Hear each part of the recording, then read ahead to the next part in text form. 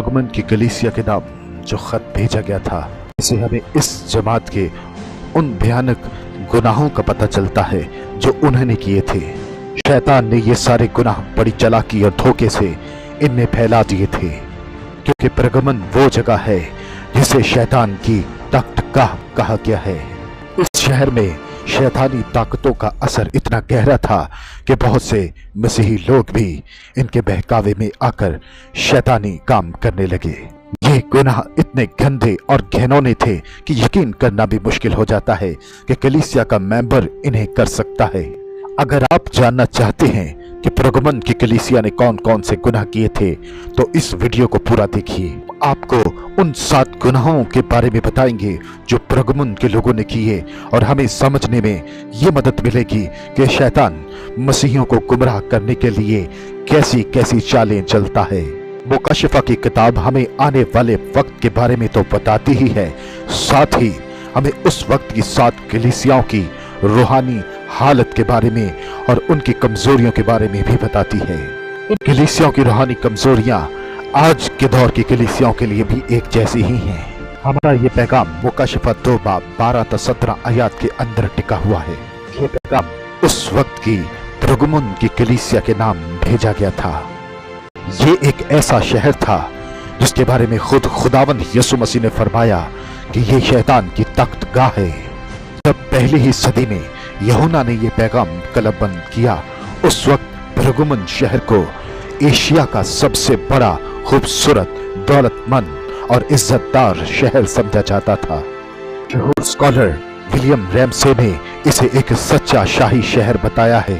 पुराने रिकॉर्ड से ये साफ पता चलता है कि प्रगमन बहुत अमीर और आली शान शहर था, जो इफसुस के बाद दूसरे नंबर पर आता था।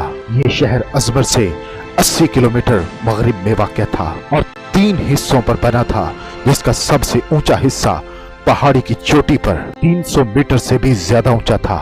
इसके सबसे ऊंचे हिस्सा पर शाही और अमीर लोग रहते थे।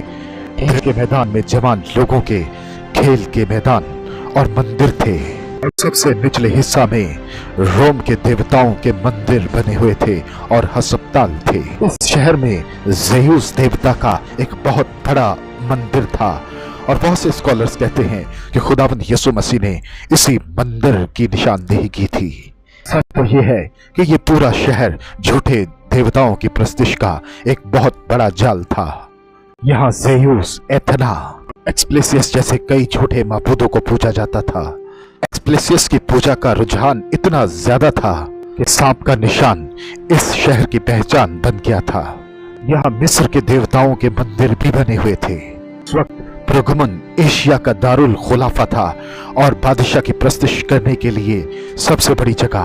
बादशाह यूमेनास द्वितीय के बादशाहत में प्रगमन ने तरक्की का एक बहुत बड़ा मुकाम हासिल कर लिया था। प्रगमन शहर में पहली सदी में ही कलीसिया वजूद में आ चुकी थी, और मुमकिन है कि पौलुस रसूल की खिदमत के वसीला से ही ये कलीसिया वजूद में आई थी। पौलुस ने पास ही के शहर तुरसुस में 3 साल गुजारे थे। प्रगमन शहर उसी रास्ता पर था जहां पौलुस इफसुस से तुरास तक का सफर करते थे। प्रगमन की कलीसिया ने जब बादशाह की प्रस्तिश करने से इनकार किया, तो उन्हें बहुत ही सताव और परेशानियों और आज़ारसानियों का सामना करना पड़ा, क्योंकि इसे सरकार के खिलाफ गद्दारी माना जाता था। प्रगमन शहर के तमाम व्यापारी और ताजरों का ताल्लुक भी झूठे माबूदों से था। इनके साथ काम करने का मतलब भी था उनके माबूदों की पूजा करना। सच्चे मसीहियों ने ऐसा करने से इनकार किया, जिसकी वजह से उन्हें समाज से बाहर कर दिया गया, नफरत झेलनी पड़ी और बास को कत्ल कर दिया गया। मुकाशिफा 2 12 से 17 में यीशु इन्हें फरमाते हैं, मैं ये तो जानता हूँ कि तू वहां रहता है जहां शैतान रहता है, और मेरे नाम पर कायम रहता है। और उन दिनों में जब मेरा बंदा इंतपास शहीद हुआ था, उस जगह जहां शैतान रहता है, प्रगमन में इंतपास का नाम मुकाशिफा की किताब में लिखे गए शहीदों में से पहले नंबर पर आता है। हालांकि बाइबल मुकद्दस में इंतपास को शहीद करने के तरीके के बारे में नहीं लिखा है, लेकिन रवायत है कि डोमिटियन बादशाह के दौर में उसे बहुत ही दर्दनाक सजाए मौत सुनाई गई थी। उन्हें पीतल के एक खोखले बैल के अंदर डाल दिया गया और नीचे आग जला दी गई और तब तक रखा गया जब तक उसकी आवाज आना बंद ना हो गई। ये सजाए मौत लोगों के दिलों के अंदर और खौफ पैदा कर देती थी। हमारा ईमान है कि इन तपास इस बैल के अंदर भी दुआ कर रहे थे।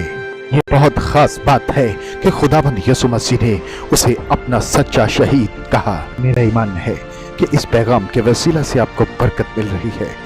इसके दूसरे पार्ट के लिए इंतजार कीजिए और हमें अपनी दुआ में याद रखिए। God bless you all. आमीन।